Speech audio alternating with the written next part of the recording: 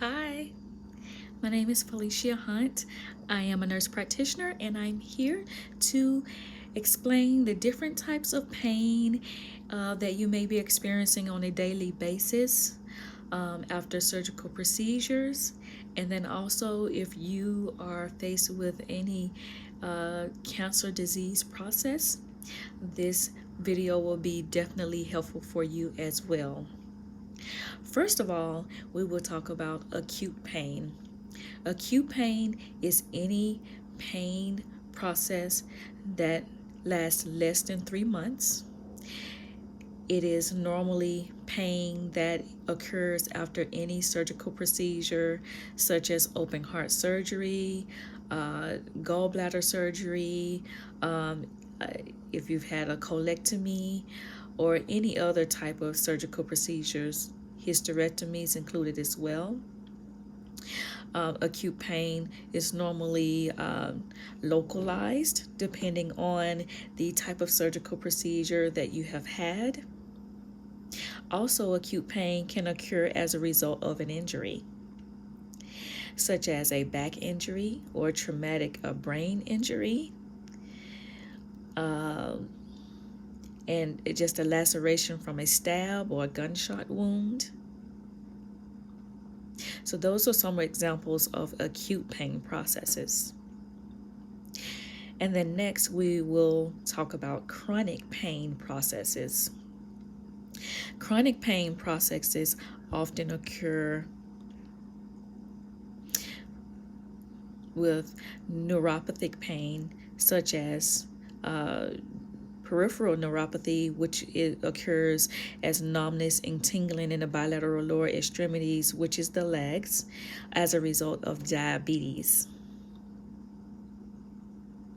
Oftentimes, neuropathic pain is a lifelong process because it is a pain process that lasts more than 3 to 6 months. Oftentimes, neuropathic pain will last for a lifetime, unfortunately. However, the good news is that there are treatment modalities available for treatment of acute pain and chronic pain, and we will discuss those in a little bit. Also, there are 4 specific types of pain that usually occur during an acute phase or chronic phase. It all depends on your disease process and the diagnosis that your primary care provider or your surgeon or your oncologist, if you're a cancer patient,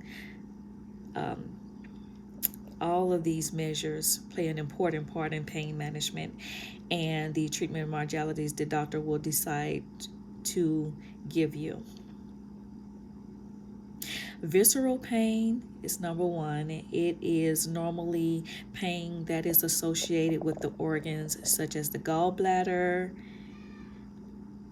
If, for example, if you've had gallbladder surgery, you've had your gallbladder taken out.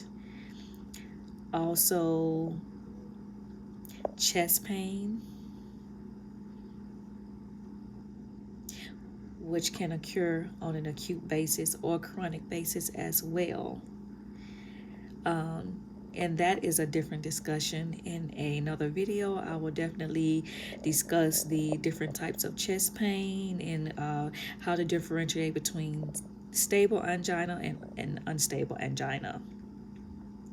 But for the most part, a chest pain can be an acute process.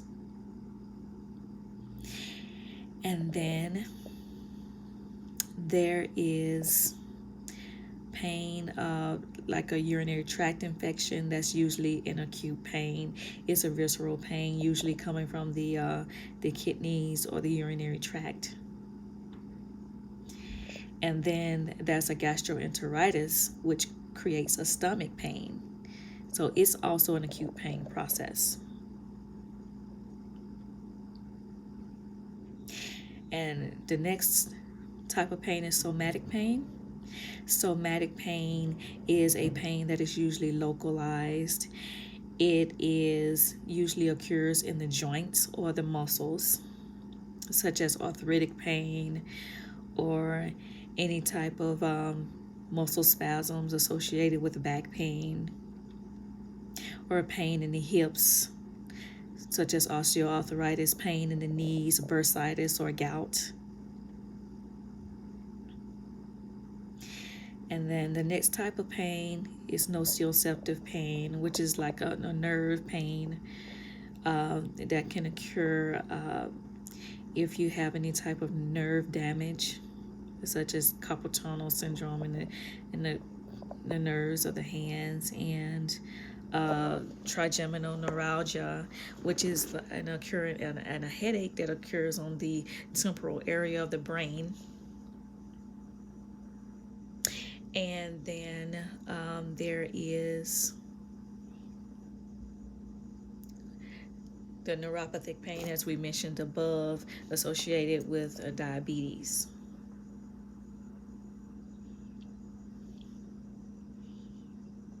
Thank you. And in my next video, we will talk about different treatment modalities for acute pain, chronic pain, and we will certainly dissect the different types of pain and the treatment modalities that may be individualized for you and your family members.